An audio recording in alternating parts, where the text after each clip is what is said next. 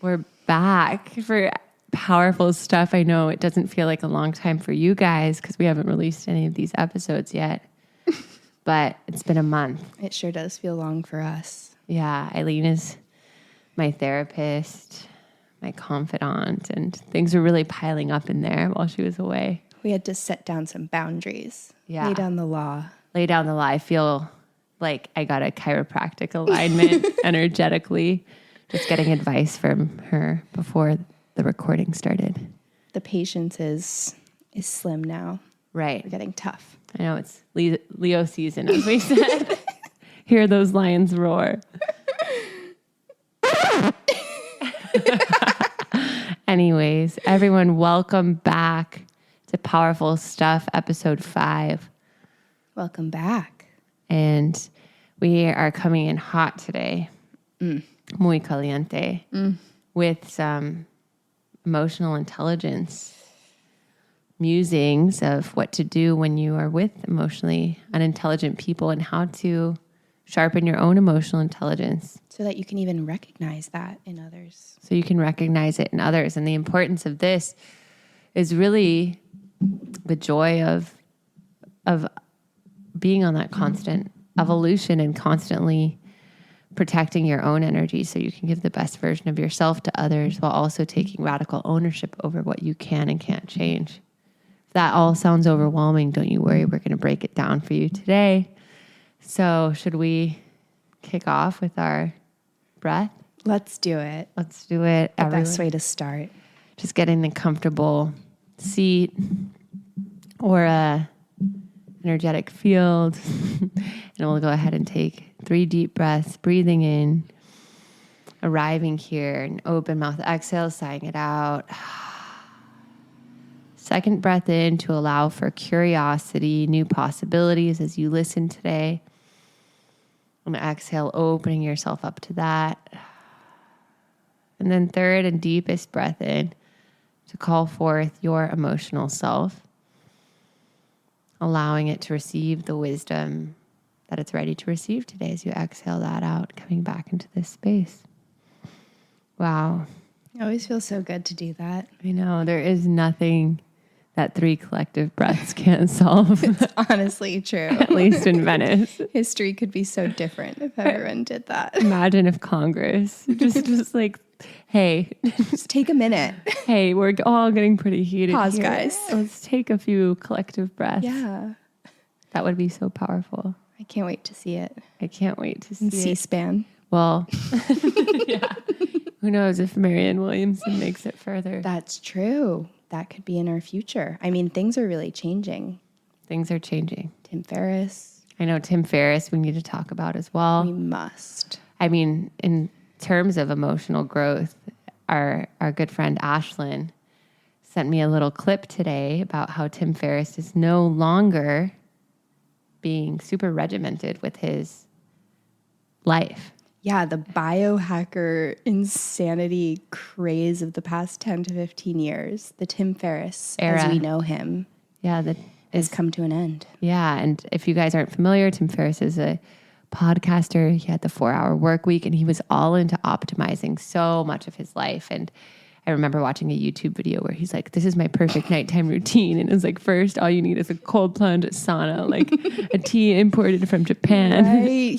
I feel like he really started that like 25-step morning and night routine. Yeah. And that's why he needed the 4-hour work week.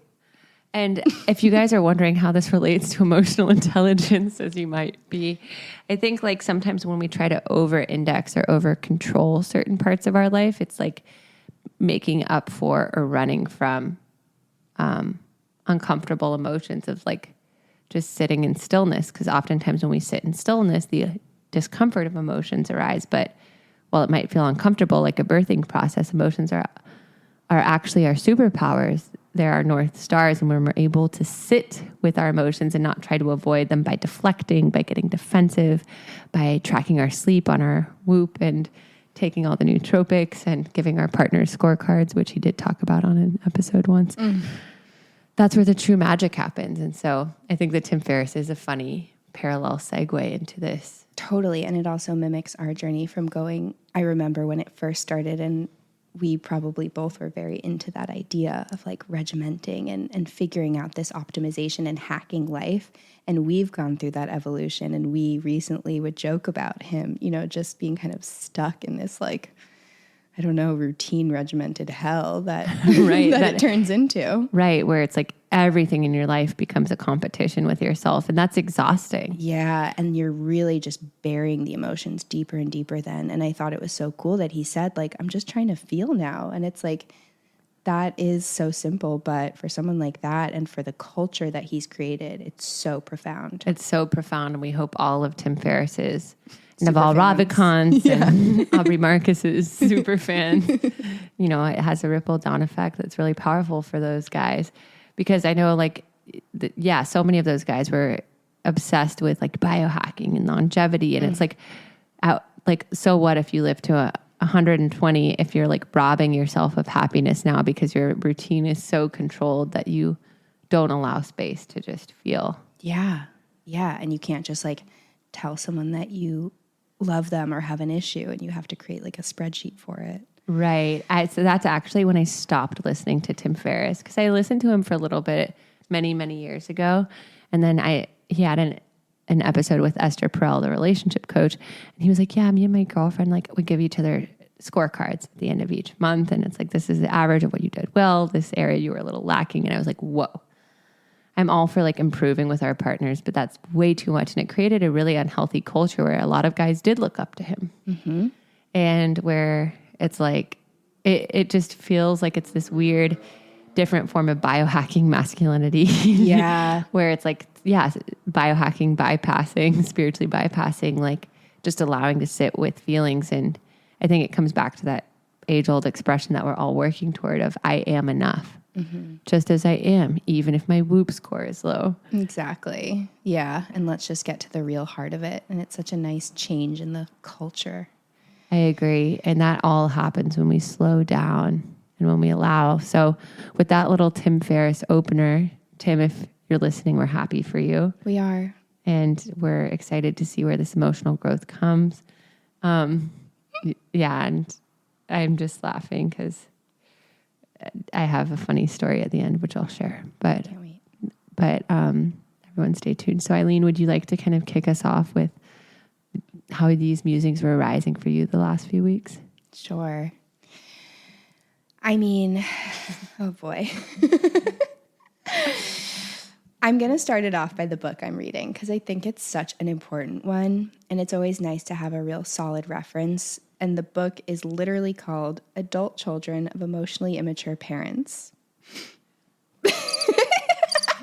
Wrong button. But Not I meant the to button go. we Pew, pew, pew. It's using us in.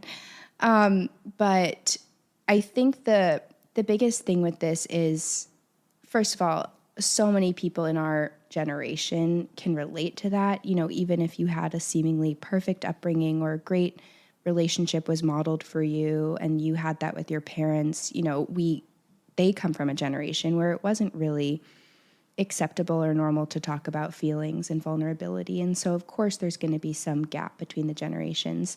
So I think it can be helpful for everyone, but especially for anyone who's ever dealt with any conflict with their parents. And I think we're so shy to talk about this kind of extreme level of book or education, and it's much easier to talk about things like attached or, you know, the kind of like the level above that.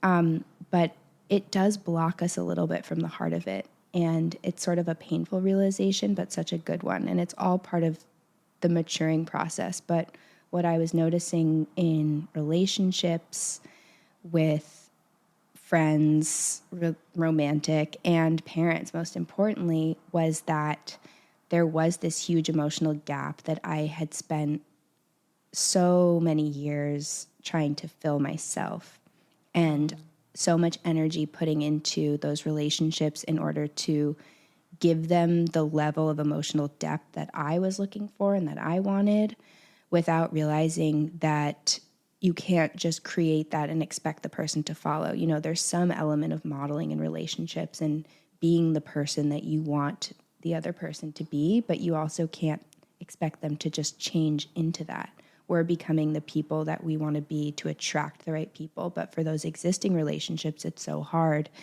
And so, yeah, just the intro is, I've been reflecting on that a lot and figuring out how I can be more emotionally mature to A, recognize that in other people, see when I'm just kind of trying to fill the emotional gaps, and be able to feel more empowered myself, feel less shy, feel less embarrassed. And it's not like an overall embarrassment, but it's those micro moments where you're worrying about what someone might think, or you're worrying about how they might react, and you're just ignoring what you know to be true and what you feel confident about and empowered within. Totally. And I think you kind of hit the nail on the head, especially, I mean, all of it, but especially in the last thing of what you said is when we're focused on how someone else might perceive it or how we're doing something to please them, we're disconnected from our own emotional experience. And the first step is to be connected to how our emotions are guiding us in that moment, or how we're feeling around that person, or what we need to communicate.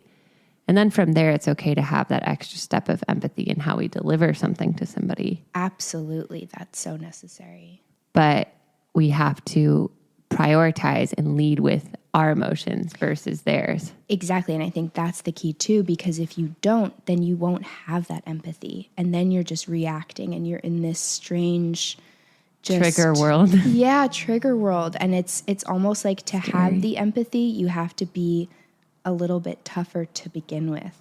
Yeah, it's almost like in order to have empathy, you need to first kind of protect the beautiful flowers that are your own emotions and needs, and let those grow. And then you kind of filter what you let in. Exactly. And who you let in. But if you're too porous, it's like your flowers are stomped on.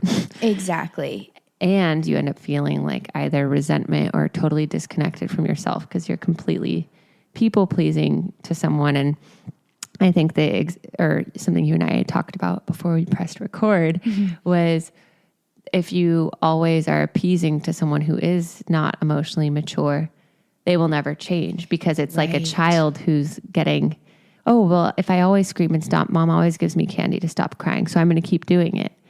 So they never learn. So you almost have to like starve that reaction and show that like, actually, I'm not going to respond to that, even though it's really hard. And I do love that person. I don't want them to think I'm icing them out, but it's almost like they need to see that their behavior has consequences. Yes. In order for them to change. And if you're always like, oh, it's kind of like a puppy. Imagine a puppy, like, if you're like, oh, don't pee there, like that was really bad. Like they don't learn. You actually have to like take physical action of like, I don't know how people train their puppies, but yeah, but like my discipline. point, discipline, or like, or it's enabling the behavior. Yeah. By not really addressing it in the way that you emotionally know that you probably should. And that was actually my trigger, my breaking point, was realizing that I was, by doing this, enabling someone else to have this behavior with everyone else in their life. And not that that's necessarily my responsibility, but that was sort of like the thing that I needed to see to make this final change. Because if we're embedded in those kinds of relationships, and I talk about parents because I know a lot of people experience that, and those are the most hardest relationships. Ones. Yeah. Because they're the birthplace of all of our triggers. So yeah. There's actually this Ram Dass quote that's like, if you think you're enlightened, try spending a week with your family. Yeah, exactly. And that quote, sometimes I used to misinterpret that and think that if I still get triggered by being with my family, then I'm not in a good place. But I see that quote differently now. And it's like, it's just letting you know that you can always find the source of them, but you can heal without healing everyone around you. Wow. And that's been the biggest thing too. That is some powerful stuff right there. Yeah. And sometimes in order to truly heal, we almost need to take space or cocoon from those people or protect our energy. And I know both of us have been on a journey with those kind of people in our life where we've had to completely cut people out this year because it was so raw and we just simply could not heal that if they were still like, that relationship was still somehow kind of like picking at that wound. And sometimes you do need to say like, I think for me, on my experience of it, it was because I was too much giving to other people, and instead of like, how does this make Meredith feel, and checking it. And it was so trying to avoid the discomfort of hurting someone's feelings by doing what was best for me. And that might mean that they didn't participate in something or whatever, that I would bend over backwards for these people. They didn't even realize how much it was costing me because they were just thinking about what was best for them. And then I was feeling more and more and more resentful. And so it was just robbing me of my own peace. Well, they got to have their cake and eat it too. Yeah. And so that wasn't serving anyone. And the hardest thing I had to do was like put that wall up and say, like, in order for me to give and actually have a maximum impact on the other people and more people in my life, whether it's my clients who I serve, my friends, my family, I actually need to do what's best for me because these dynamics are draining me. Yes. Yeah, I think that's the biggest thing too, realizing that we have so much energy to give, but it is limited. And like, if we really take stock of it and we treat it like an inventory list and see like how much of it is going towards us one area and not being distributed to everyone else, then you can also see how we get into this trap of feeling like I'm giving so much, like how is it not enough? Or how do I still feel like I'm missing out on other things or other people? Yeah. And I think that's the first part of our own radical ownership of our own emotional intelligence. Yes. Of not feeling like a victim in that and really looking at it. Yeah. Not feeling like a victim and saying, what can I radically own in this situation? Well, something that I emotionally need to heal is my need for approval. So the first step in that is setting a healthy boundary and communicating that to this person, even though it scares me. Otherwise, we can't just point fingers and talk about these other people and how they did this and this and this, but we continue to allow it because what you allow to tolerate is how people will treat you. Absolutely. Yeah. And for me, my emotional maturity lesson was that I need to not have any expectation of what someone is going to think of me and its approval in like a really deep way of like my choices and my path and like who I am and my values, and just realizing that no one in the world can validate that, and trying to prove that to anyone is just exhausting. Yeah. And and they never learn. And I think we've identified kind of step one of emotional intelligence in terms of our journey is like identifying where we're allowing that. And also, do we have any potential blind spots we're not noticing? And then it's like you said, releasing expectation of the other dynamics or the other people around us who we might care deeply about. We can't force them to change or heal. That is completely their responsibility. It is. And recognizing that, I still think, is part of that step too of like looking at our own emotional immaturity, because the sign of emotional immaturity is trying to control everyone else. Oh, where's the applause button? Damn straight. Retweet. That is an aggressive applause. I know. I wish it lasted 2 seconds shorter, but it was still great. I love it. But yeah, and then it's taking responsibility of like, okay, well, if I'm not seeking approval in other people and I'm not seeking their permission to be the way I want to be, then I have to decide how I want to be.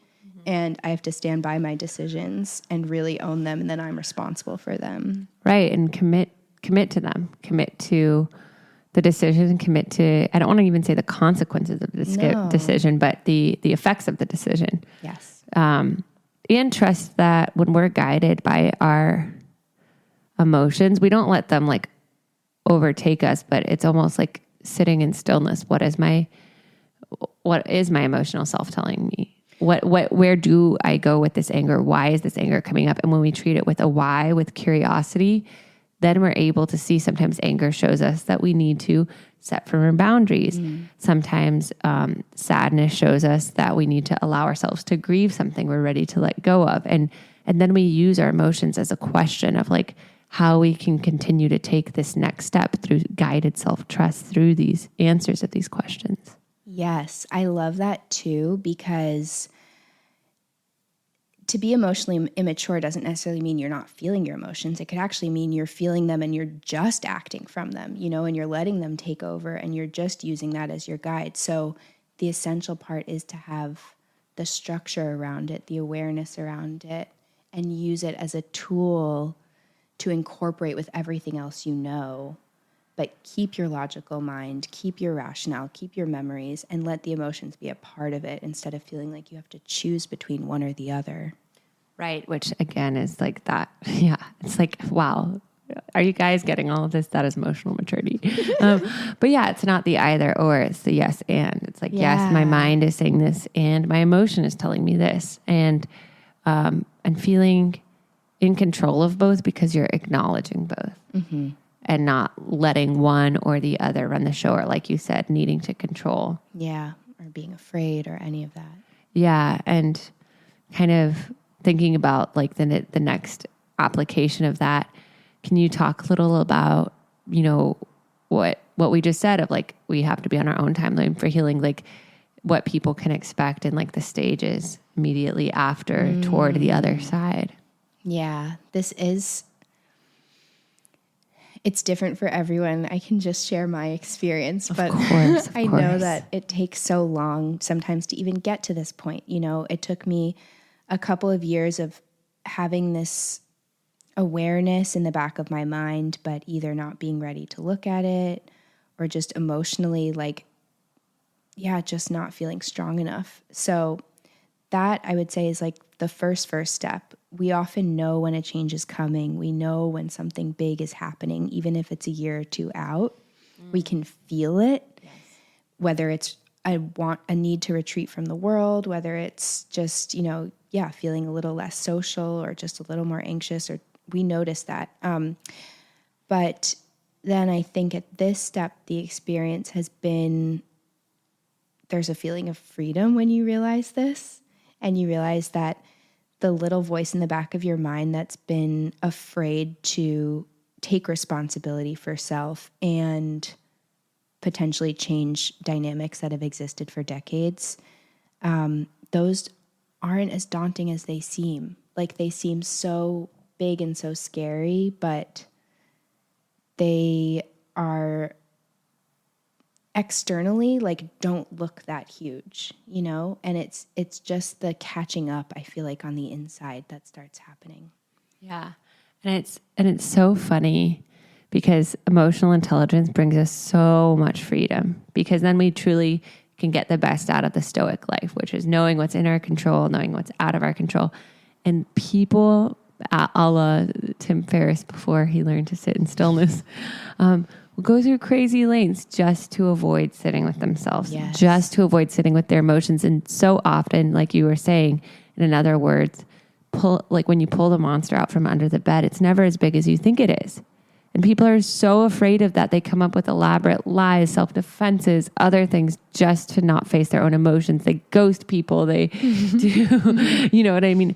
They gaslight, like all these different things just because they're afraid to look at themselves in the mirror. As to quote Taylor Swift from Anti-Hero in her Midnights album, I'll still stare directly at the sun, but never in the mirror. Yes. It must be exhausting, always rooting for the anti-hero. Yes.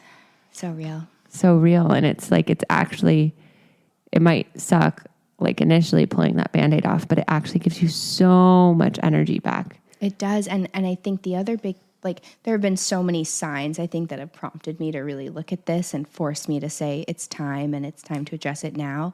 But the other thing is also looking at adults in my life, not just parents, but others who... Because we're certainly not adults yet. No, I'm joking. Exactly. Elders.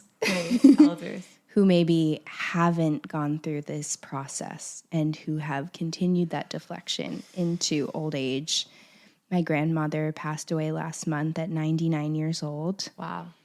And you know, like there are so many things to say about her, but one of the biggest truths is that she just never took the opportunity to look inside and let that become so much bigger than it needed to be. You know, it causes mental illness, it causes tension, anxiety, stress, which then can lead to chronic illness. Yeah, exactly. And that's for me how it always manifests as physical. Like that's when I know that something has gone too far, because I'll just physically get sick. It's different for everyone. Some people, like we said, just have more of a stamina to block those things down. Yeah. But I think they're like more cold plunges. Yeah, twice a day. But seeing how it manifests as you get older, you just realize like this isn't something that just goes away. This isn't something that like our physical growth is inevitable, but our emotional growth is not. And sometimes we think that it is. We think that if we're aging, we're maturing. And there's this realization that like we have to take action if we don't want it to just continue to forever, because there are way too many adults that have just lived that. And I think what you said is exactly right. It's like, just because you're older doesn't mean you're wiser. In fact, sometimes when you're older, you're like, oh, well, I'm already older than this person, or I've done this. And you can be even more set in your ways. And it reminds me of this allegory of the cave by Plato. Have I told it to you? Yes, but let's go into it. Okay, we probably might have talked about it on a different podcast, but it's forever applicable. Yes. Because there are these people living in a cave. They're chained to the wall. All they see are shadows on the wall. That's what they think life is. It's 2D.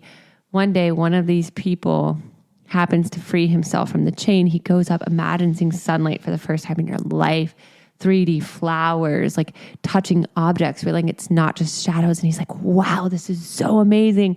I have to go back and tell the others. And then he goes back to the cave and he's like, you guys, I'm going to free you. You're not going to believe the world on this other side. And they shunned him. They called him a liar. They like told him to get out because it was so confronting for them. They would rather be cloaked in darkness than realize that the life that they thought they lived was a lie.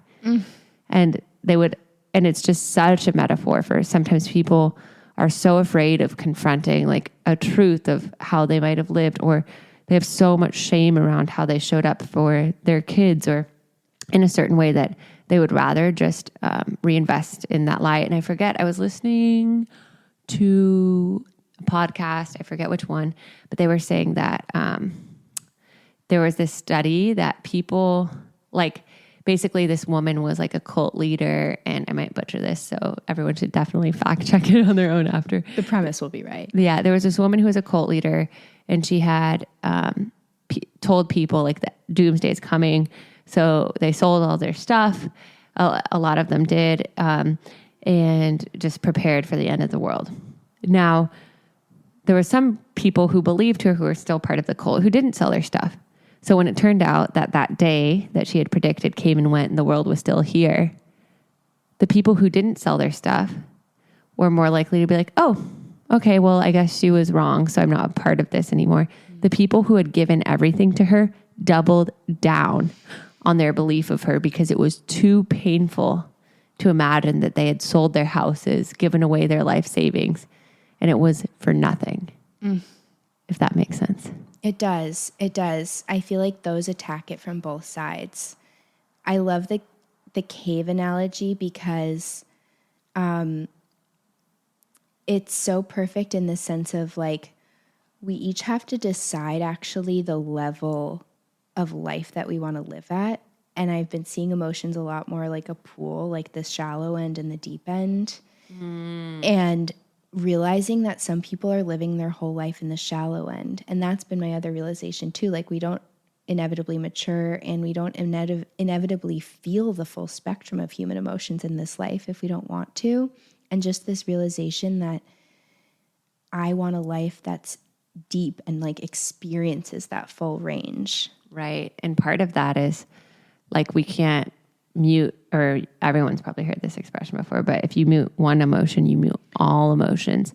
And you can only go as deep in one emotion as you've allowed yourself to go in another. Meaning, I don't think people talk about that at all, actually. Yeah. Well, meaning exactly like if you want to experience like the 90th level of joy, guess what? You've also had to experience the 90th level of sorrow, of shame, of anger.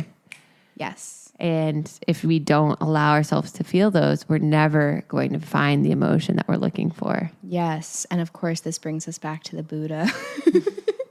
Right. But it always comes back to the Buddha.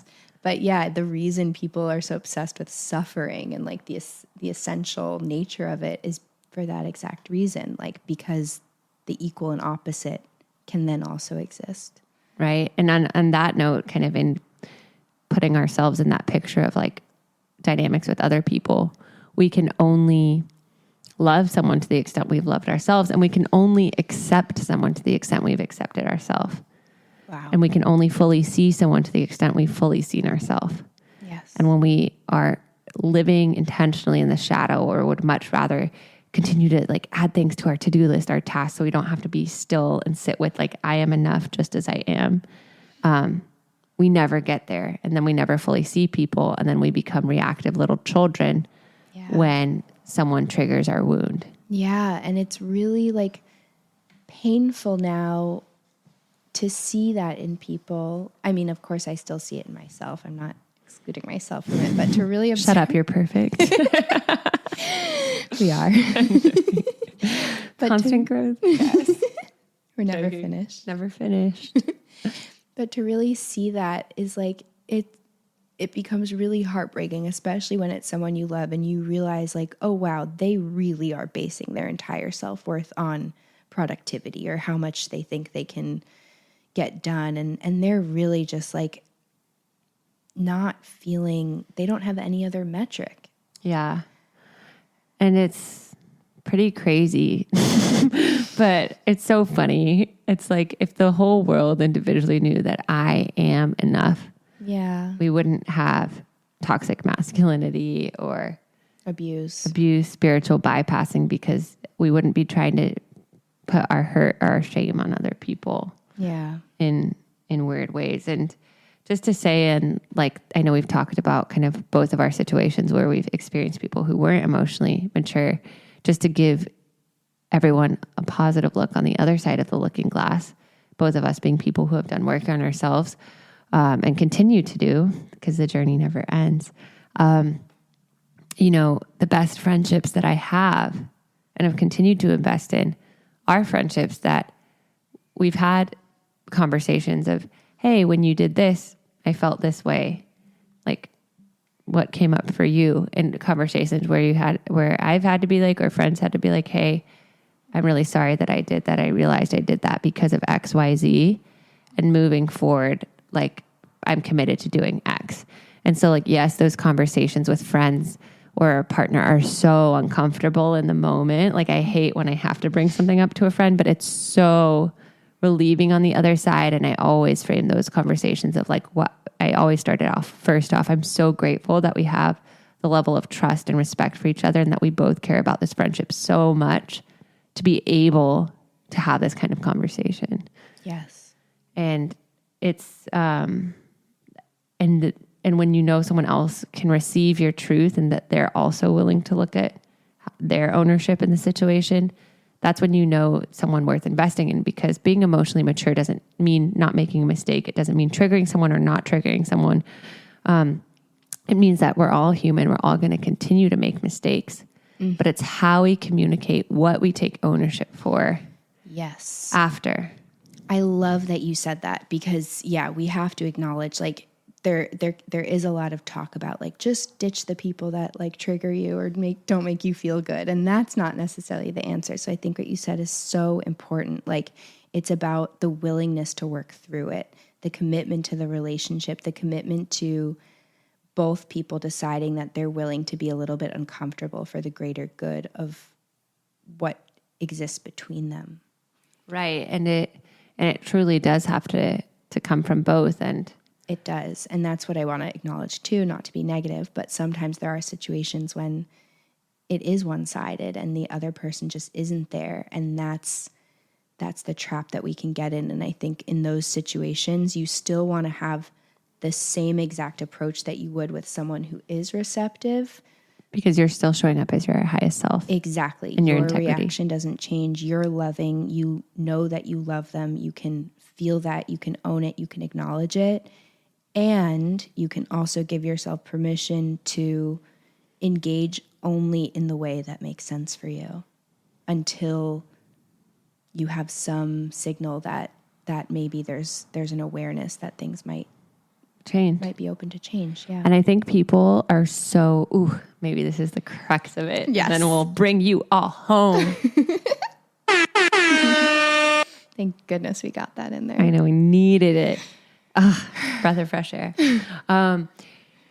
The crux of it is so many people, going back to the allegory of cave, are so terrified of having those conversations because they're afraid of the truth of what if we're not meant to be?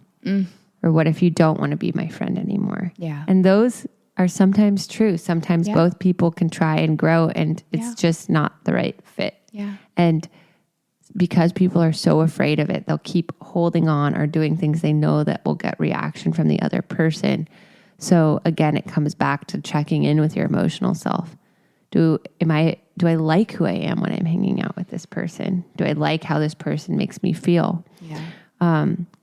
Because it's first committing to having, if it's right and that person's not, toxic or harmful, to having that conversation, and then also having the allowance that it might be that we part ways after this conversation. Yeah. And sometimes people are so afraid of having those conversations that they're just kind of walking on eggshells, like, relationships where it's like they don't want to bring up the uncomfortable truth. Yeah. That they might not be right for each other, or friendships where they are growing in different directions, but neither wants to address it. Yeah. And it's important to acknowledge, like, sometimes you might feel like you're in that duo and you're like, this seems kind of crazy. Like, why isn't the other person like freaking out about this or weirded out, or, why don't they notice that something's off? And it's important to acknowledge that, your intuition is for you and it's based on your life experiences and everything you've been through and witnessed, but theirs is according to their life. And they might have only seen these kinds of dynamics, and this might be normal to them. And so it is okay to acknowledge that you might just have different standards at that point. Different standards, or be growing at different paces. Yeah. And why they might be like, see, I'm trying, it just still might not be enough. It's like, maybe you have like, I don't know how many gallons are in cars, but like you might need a 40-gallon tank of gas and they can only ever give you 20. Yeah. And that's how much they can give, even though they want to be able to fill your tank up. Yeah. And then maybe this is hard, but then you also get the choice of like, okay, I can take them at 20 gallons instead of 40, but I'm just going to treat it as such. And it's all about then adjusting your expectations or deciding, making a conscious choice. Does this work for me?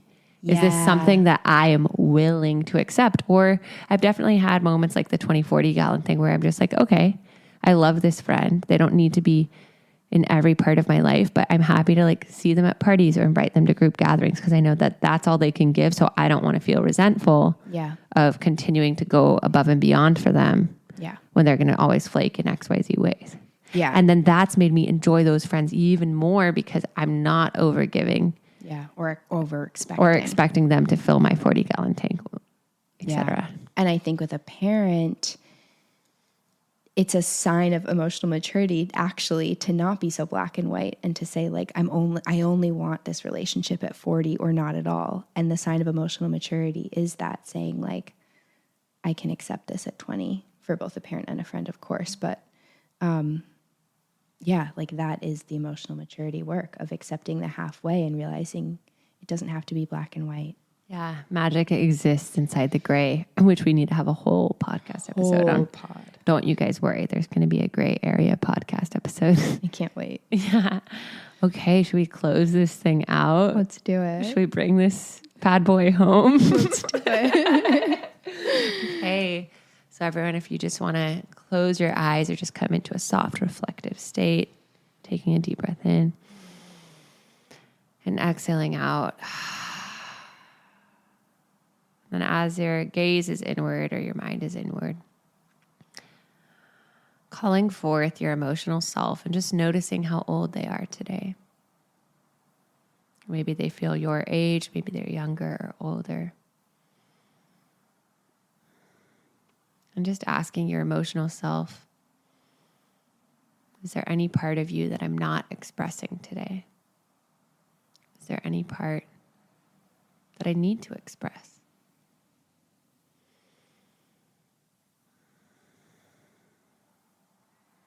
Trusting whatever they say.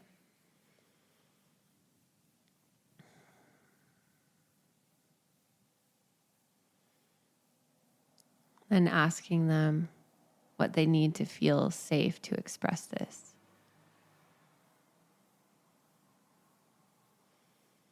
Letting them know that you have given them your full permission to allow them to express this emotion, to be fully seen and expressing it. Either visualizing them expressing it now or carving out a sacred time alone for yourself to do it later. And then finally asking them, is there anyone that you need to communicate to or set a boundary with loving awareness with to continue to protect and evolve your emotional self, trusting whatever they say.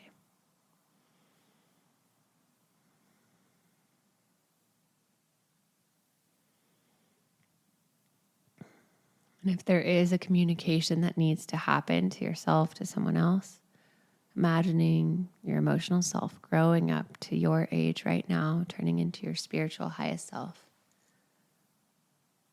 From this place of all-knowing love and compassionate trust, and playing out the scene in front of you communicating from a place of loving compassion while also having nourishing boundaries. Seeing yourself in compassionate awareness to the other person's response without taking it personally.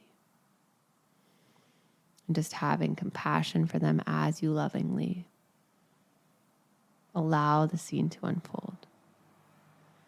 Seeing how this then ripples to affect other areas of your life in this self-trust, this boundary setting, and how that allows you to strengthen your intuition, your highest self in all these areas. Sealing that in, taking a deep breath in, and then opening your eyes. I love that. I want to ask myself my emotional age all the time. I know. What do you need today? And it's like, sometimes I tell my clients that, and sometimes it's like, I'm 6, I need to just scream. And I'm like, great, get a wiffle bat and like, or scream into your pillow, or go for a car ride and listen to some 90s music and scream at the top of your lungs. But know you're 6. But know you're 6 and allow that to be okay. And then after you've given yourself that permission to experience that emotion, checking back in, how do you feel now? I love that. So if you all want a journaling question or two to ponder, going back to kind of those questions from the meditation, what emotion do I need permission to give myself permission to express right now? What emotion do I need to give myself permission to express right now? And then, is there someone or some situation that I need to communicate something to now? I guess you can't communicate to a situation. So is there someone I need to communicate something that I haven't been communicating to, that my emotional self is screaming about? Or maybe the communication to them is just to take a step back. It could also be silence and letting it sit. But what is that action? And the last question is, what would make me feel safe to express that? So basically, what is the fear around expressing it? What do I need to do? Because no one else can do this for us. What do I need to do to make myself feel safe to express that? And usually it's just as simple as reminding ourselves that we're safe, that we're enough, that we love ourselves no matter what. Yeah. Do you have anything you wanted to add to that? I think the question would just be like, if you're kind of in a lead up to this moment, maybe asking yourself, what would make you feel the most free version of yourself?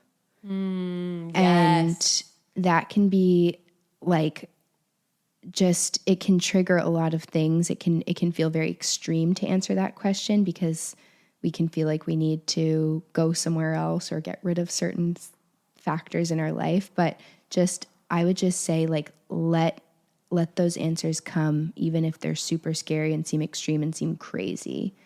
Yes.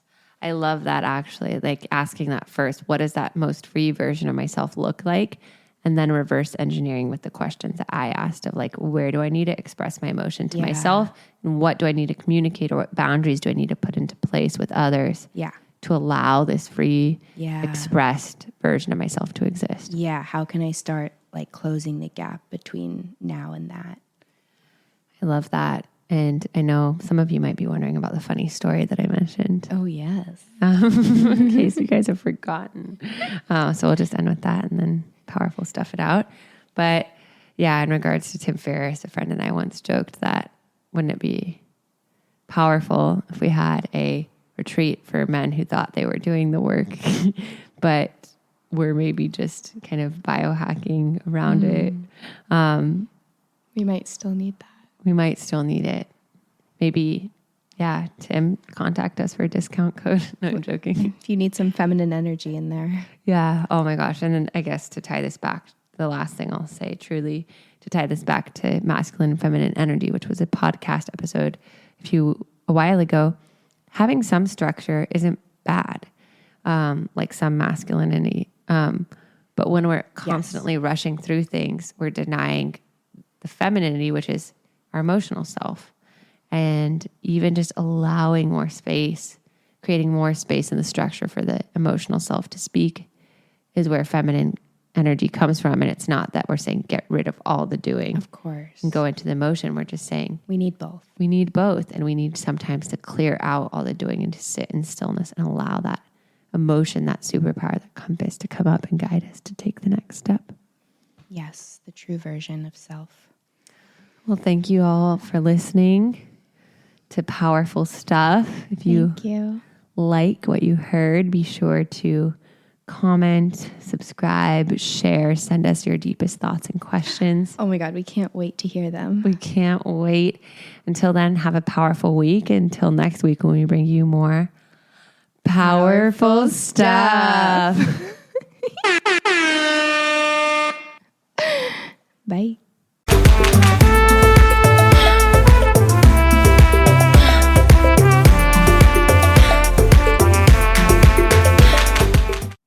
Thank you for listening to the Powerful Stuff podcast. We're your hosts, Meredith Baker and Eileen Leguiu. We hope that you learned some powerful stuff that you can take away and implement into your own life.